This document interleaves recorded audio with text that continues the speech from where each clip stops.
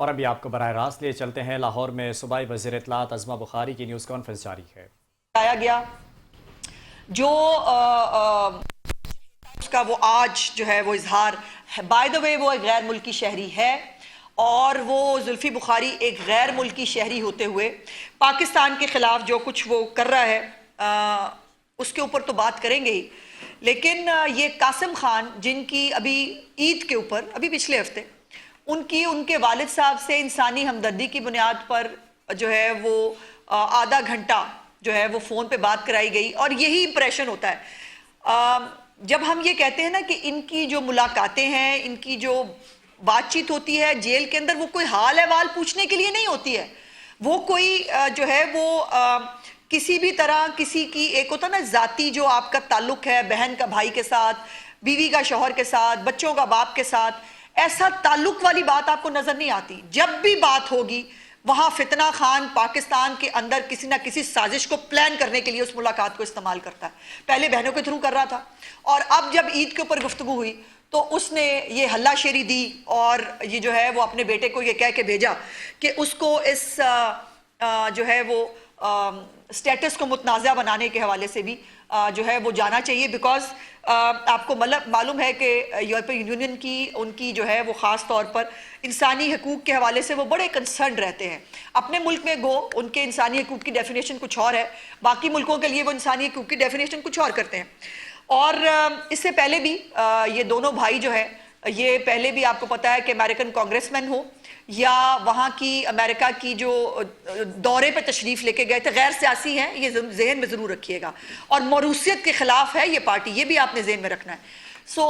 वहाँ पर भी ये गए अमेरिका में भी, और वहाँ जाकर भी जो जितने थिंक टैंक्स थे पाकिस्तान के ख़िलाफ़ जो काम करते हैं, जो इजरायली लॉबीज़ के लोग थे, उनसे ये मिल के इन्होंने पाकिस्तान के ख़िलाफ़ फिर चार्जशीट पेश की, पाकिस्तान के ख़िलाफ़ जो है वो गुफ्तगू की। आज मैं बात करना चाहती हूँ कि दलाइल क्या थे कासिम खान के इस पूरी जो उसमें जो तकरीर उन्होंने फरमाई। उनकी वाहिद दलील ये थी कि जी मेरा बाप जेल में है और उनके खिलाफ इंसानी हकूक़ की खिलाफ वर्जियाँ हो रही हैं। मेरा ख्याल है कि कासिम खान साहब की मुझे तारीख़ पैदाइश एग्जैक्टली तो नहीं पता, लेकिन 2019 में मेरा ख्याल है दूध पीते बच्चे तो नहीं होंगे कासिम खान साहब। इतने तो रीजनेबल जवान थे उस वक़्त भी कि जब वो ये देख रहे थे कि जब उनका बाप एक डिक्टेटर बन के बैठा था और वो चुन चुन के अपने लोगों को, अपने मुखालिफिन को जेलों में डाल रहा था। ना औरत की तमीज़ थी, तहजीब थी, ना किसी देखा जा रहा था कि स्टेडियम बनाने पे जेल में डाल रहा हूँ या नहीं। आर्टिकल 6 के जो है वो मुकदमे बनाने के लिए लोगों को जो है ये फोर्स करता था कि मेरे मुखालफों के ऊपर आर्टिकल 6 के मुकदमे डालो। बेटी को जो है वो बाप के सामने गिरफ्तार किया जाता था, सजाए मौत देने के लिए जो है उम्र कैद देने के लिए मनशियात के झूठे पर्चे बनाकर ये अपने मुखालफिन के ऊपर डाला जा रहा था। एक लंबी फहरिस्त है, मैं आपको उसकी डिटेल कर सकती हूँ। कब कासिम खान साहब को नजर नहीं आया कि इंसानी हकूक की खिलाफ वर्जियां किसको कहते हैं? आज इमरान खान जेल में क्यों है? वो जेल में है तोशा खाना के गिफ्ट खाने की वजह से। वो खाना काबा की मॉडल वाली घड़ी को खाने की पदाश में जेल में है। वो 180 मिलियन पाउंड्स को डकारने की जो है और उसकी जो उसकी इन रिटर्न 5-5 कैरेट के हीरे और तोहफे तहाइफ और ये तमाम चीजें जो है वो उस वजह से वो जेल में है। और अभी तो जो इनको आदत है पाकिस्तान के खिलाफ साजिशें करने की, वो जब ये हुकूमत में था IMF का प्रोग्राम खुद किया, फिर जब पता चला कि हुकूमत जा रही है डिफाई किया, जानबूझकर पता था कि पाकिस्तान की इकॉनमी का बेड़ा गर्क कर चुका हूं, पाकिस्तान डिफॉल्ट करे, पाकिस्तान के अंदर श्रीलंका के हालात बने। उस वक्त श्रीलंका का चूंकि ये वाकया सब चल रहा था, डिफाई किया, वो प्रोग्राम तोड़ा, पाकिस्तान की रियासत को जो है वो घुटनों पर आकर IMF के साथ प्रोग्राम करना पड़ा पाकिस्तान को डिफॉल्ट से बचाने के लिए। मेहनत करनी पड़ी PDM की हुकूमत को पाकिस्तान को डिफॉल्ट से बचाने के लिए, फिर भी बाज नहीं आया। फिर इसने जो KP के अंदर इनकी हुकूमत थी उनसे लेटर लिखवाए, IMF को लेटर लिखवाए कि पाकिस्तान को भी प्रोग्राम मत दो ताकि पाकिस्तान हर सूरत हाल में डिफॉल्ट करे। इसे पाकिस्तानी कहते हैं। जो शख्स फिर पाकिस्तान के साथ अगर IMF का प्रोग्राम हो जाए तो उसके जो ऑफिस है उसके बाहर मुजाहरे कराए कि पाकिस्तान को अगली किस्त मत दो, इसको पाकिस्तानी कहते हैं। फिर 9 मई जो है वो अब जब कोई भी और बात ना बने तो फिर ये है कि हम जो है वो चढ़ दौड़े, फौजी तनसीबात पे चढ़ दौड़ो, आग लगा दो, मुल्क के अंदर फसाद कर दो, चूंकि फितना खान पकड़ा गया है और एक फिजा क्रिएट की गई, उसको मार दिया गया है। इसको तो हर वक्त मारने की फिक्र, वो तो जब घर में होता था तभी कहता था मुझे कोई जहर दे देगा। मैंने तो तभी पूछा था भाईजान घर में तो आपकी बेगम साहबा होती हैं, सिर्फ वही खाना देती हैं आपको जहर घर में कौन दे देगा। तो ये जो ड्रामेबाजी है ना, ये पुरानी आदत है। और इसलिए फिर 9 मई किया, और 9 मई करने के बाद भी फिर बस नहीं की, इस्लामाबाद पे चढ़ दौड़ो, लाहौर को आके फतह कर लो, ये लॉन्ग मार्च कर लो, फलाना धरना कर लो, टाइगर फोर्स बना लो, रियाई फोर्स बना लो। रियासत के खिलाफ फोर्सेस बनाना ये पाकिस्तानी करते हैं, ये पाकिस्तानियों का ये हुब्बुल वतनी की बात है, जो करतूत और कारनामे ये सरंजाम देते रहे। और मजे की बात यह है कि जब ये 9 मई हुआ, या ये जब बाय द वे जब वजीर आजम था खुद फितना खान, तब भी उनके बेटे कितनी दफा पाकिस्तान आए थे बाप से मिलने, जरा चेक करके बताइए मुझे। और लेकिन अब चूंकि एक एजेंडा है, डील लेनी है, किसी तरह मजबूर करो रियासत को कि वो मेरे साथ डील कर ले, और उसके ऊपर वो अब इस डेस्परेशन का आलम यह है कि अब जो है वो 9 मई भी करके देख लिया, अब ये दूसरा 9 मई किया गया है पाकिस्तान की रियासत के खिलाफ, जिसमें इसके बेटे ने एक मरकजी किरदार अदा किया। जो मैंने कहा, एक पुरआसाइश जेल के बावजूद भाई, जहां पर आपको तस्वीरें भी दिखाई गई हैं, उनका पूरा आपका जो खाते पीते हैं वो पूरा आपके साथ शेयर किया गया है ऑन रिकॉर्ड। चिया सीड से लेकर भुने हुए गोश्त से लेकर देसी घी में पकने वाले खानों से लेकर 7 बैरक्स वाली जो है वो पूरी फैसिलिटी है, उससे लेकर जिम मशीनों से लेकर, ये कभी आज तक किसी को पाकिस्तान की हिस्ट्री में ये फैसिलिटीज मिली है जो इन मौसूफ को मिली। और अभी इंसानी हकूक की खिलाफ वर्जियां हो रही है मौसूफ के मुताबिक। जब ये 9 मई हो रहा था, ये तभी हो रहा था, इमरान खान के बेटे अपनी बहन समेत, वो तो और अपनी वालदा समेत नाइट क्लबों में जा रहे थे। उनकी तस्वीरें वीडियोस रिकॉर्ड पे मौजूद है। वो उस वक्त खा पी रहे थे, वो इस वक्त जो है वो तफरी फरमा रहे थे। यहां पर पाकिस्तानी कौम के बच्चे जो हैं उनको आग लगाने के लिए पुश किया जा रहा था, और वो जेलों में आज भी अपने जो है वो केस भुगत रहे हैं। मेरा सवाल ये है, कोई भी यूरोपियन यूनियन का मुल्क हो, कोई भी दुनिया का कोई मुल्क, क्या अपने मुल्क में 9 मई जैसी किसी चीज की इजाजत दे सकता है? यस और नो। और अगर अमेरिका के अंदर कैपिटल हिल पे आग नहीं लगी थी, तोड़फोड़ हुई थी, उसके बाद समरी ट्रायल्स के साथ जो है वो 10-10 साल 7-7 साल की कैद दे दी जाए, और स्पीकर जो है उसके टेबल पे सिर्फ पांव रखने की पादाश में 7 साल की कैद दे दी जाए, और वहां पर जो है उन लोगों के साथ लॉबी करके ये कहा जाए कि 9 मई जिसने किया है उसके साथ इंसानी हकूक की खिलाफ वर्जी हो रही है, जो 190 मिलियन पाउंड खा गया है उसको आप भूल जाए, वो इंसानी हकूक की खिलाफ वर्जी है। चोरी, डकैती और गबन, ये इंसानी हकूक की खिलाफ वर्जी नहीं होती। जितनी भी फैसिलिटीज इनको दी जा सकती हैं, इनको दी जाती हैं जेल के अंदर। ये जो नाकाम बगावत थी 9 मई की, इसका ईंधन मेरे मुल्क के बच्चे बने, इमरान खान के बच्चे नहीं बने। और आज भी ये इमरान खान के बच्चे जो वहां बैठकर भाषण दे रहे हैं, नाइकॉप है उनके पास, क्यों पाकिस्तानी शरीयत तस्लीम नहीं करते? क्यों नहीं पाकिस्तान नाइकॉप पे शर्म किस चीज की आती है इनको? क्योंकि इनको इसराइली रहना है। और ये जो है वो वैसे हमें पाकिस्तान में हमारे अब्बा जी को वजीर आजम लगा दो, अम्मी जान जो है वो बाकी जो हमारे यूट्यूबर पाल रही हैं, और हम जो है वो हम पाकिस्तान के खिलाफ साजिशें करते हैं, लेकिन आप हमें कहें कि हम पाकिस्तानी हैं, नाइकॉप हमें नहीं चाहिए। मतलब कमाल, आपने मजाक बना लिया इस मुल्क को। और ये मैं बिल्कुल कहना चाहती हूं कि कासिम गोल्डस्मिथ ने कल जो है वो GSP प्लस स्टेटस को खत्म करने की कोशिश नहीं की। उसने पाकिस्तान के ऊपर एक दोबारा 9 मई किया है, एक मौशी तखरीबकारी की है ताकि पाकिस्तान को माशी तौर पर नुकसान पहुंचाया जाए। और अफसोस की बात यह है कि हसीन इत्तफाक है कि यही एजेंडा इंडिया का भी है। इंडिया भी चाहता है कि पाकिस्तान मौशी तौर पर जो है मुस्तहकम ना हो। इंडिया भी चाहता है कि पाकिस्तान को आलमी बरादरी के अंदर जो पजीराई मिल रही है वो ना मिले। इंडिया भी चाहता है कि पाकिस्तान के अंदर फसाद हो। ये तीनों एजेंडे इनके क्यों हैं? ये इतना हसीन इत्तफाक क्यों है? और फिर आप वहां पर जो है वो भारतीय शख्सियात के साथ मुलाकात करते हैं।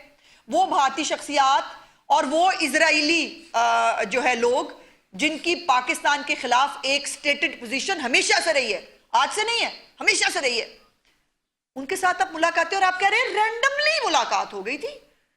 भाई तुम लोगों को ही मिलते हैं रैंडमली इस तरह के लोग। और आपका कल सोशल मीडिया जो है वो जब लोगों ने पॉइंट आउट किया कि ये क्या है, ये क्या हो रहा है, उसके बाद ये जो गैर मुल्की शहरी है जुल्फी बुखारी, उसने जो है वो जब वो उठ के चला गया था, फितना खान का बेटा कासिम गोल्डस्मिथ, जब वो उठ के चला गया था उसके बाद उसने कहा कि नहीं नहीं हम ना जीएसपी स्टेटस खत्म कराने की बात नहीं कर रहे, हम वैसे कह रहे हैं कि बड़ी खिलाफवर्जी हो रही है, एक ऐसा मुजाकरा जिसके अंदर जीएसपी स्टेटस को रिवोक करने की बात हो रही है, जिसके अंदर बैंड तंजीमों के लोग बैठे हैं उनके, और जिसको ऑर्गेनाइज करने में भारतीय शहरियों ने पार्टिसिपेट किया है, इजरायली लॉबीज ने पार्टिसिपेट किया है। आप कह रहे हैं कि वहां पर हम जो है वो सिर्फ शक्ल दिखाने के लिए गए थे। इंसानी हकूक की खिलाफ वर्जी का ड्रामा क्रिएट करने का मतलब यह था, बिकॉज मालूम है कि जीएसपी स्टेटस को वो लिंक करते हैं इंसानी खिलाफ वर्जियों के साथ, बुनियादी हकूक की खिलाफ वर्जियों के साथ। तो मैंने तो सवाल किया है, मुझे कोई एक यूरोपियन मुल्क अपने मुल्क में 9 मई जैसा वाकया करा के दिखा दे और कहे कि कोई बात नहीं, इट्स फाइन, कोई फर्क नहीं पड़ता, ऐसे लोगों को कुछ नहीं कहना चाहिए। आपने मजाक बना लिया है। और वो जब उठ के चला गया तो कह दिया कि नहीं नहीं नहीं, वो हमारा ये मकसद, हम ये कह रहे हैं कि जीएसपी स्टेटस खत्म ना करें, लेकिन हम वैसे आए आपको अपनी शक्ल दिखाने के लिए। पागल समझा हुआ है आपने। कब तक कितना एक्सपोज होना है उन्होंने। और मुझे इस खानदान ने कसम खाई है कि पाकिस्तान को आगे नहीं बढ़ने देना। पहले फुफियां जो है वो कम है, वालिद साहब कम है मुल्क में फसाद कराने के लिए, अब इनको भी लॉन्च कर दिया गया है। लेकिन ये गैर मौरूसी पार्टी है, ये बात आपको ज़हन में रखनी है बार बार। इनका सियासत से कोई लेना देना नहीं है। बेशक सियासी तकरीर करे, पर्ची पढ़ के ही सही, पूरा पर्चा पढ़ दें एक ही उसके अंदर, लेकिन जो है वो आपने इनको पाकिस्तानी भी समझना है। और आपने जो इनका जो ये एजेंडा है पाकिस्तान के खिलाफ, इसको भी आपने जो है वो ज्यादा अहमियत नहीं देनी। ये जो ये जो पूरा प्रोग्राम ऑर्गेनाइज हुआ, इसमें एक शख्स और भी था। अभी मैंने देखा सोशल मीडिया के ऊपर, अब जो यूट्यूबर है, जो डॉलर ग्रुप है, जिसका एजेंडा ये है कि उन्होंने जो ओवरसीज हैं जिनको पता नहीं, वो कहते अपने आप को पाकिस्तानी है, एजेंडा हमेशा मतलब उनमें से जो इनकी तरफ के लोग हैं वो एजेंडा एंटी पाकिस्तान जो है वो चलाते हैं। अल्लाह जाने उन्होंने कभी पाकिस्तान आना है कि नहीं आना, लेकिन उनकी डिक्टेशन पाकिस्तान में चलनी चाहिए। मतलब कमाल बात है कि रहना असी बाहर है, कमाने हमने डॉलर पाउंड है, लेकिन हम बताएंगे कि हमारे मुल्क में जो है ना पाकिस्तान में क्या होगा। और उसी में इसी जो है वो डेलीगेशन के अंदर बानी पीटीआई का कजन डॉक्टर उस्मान जो है वो भी शामिल था। और डॉक्टर उस्मान का जो 2 जुमले में कोट अनकोट आपको बताना चाहती हूं, पाकिस्तान का जीएसपी प्लस स्टेटस खत्म किया जाए, ये लाइन है उसकी। पाकिस्तान में करप्ट सियासतदान है।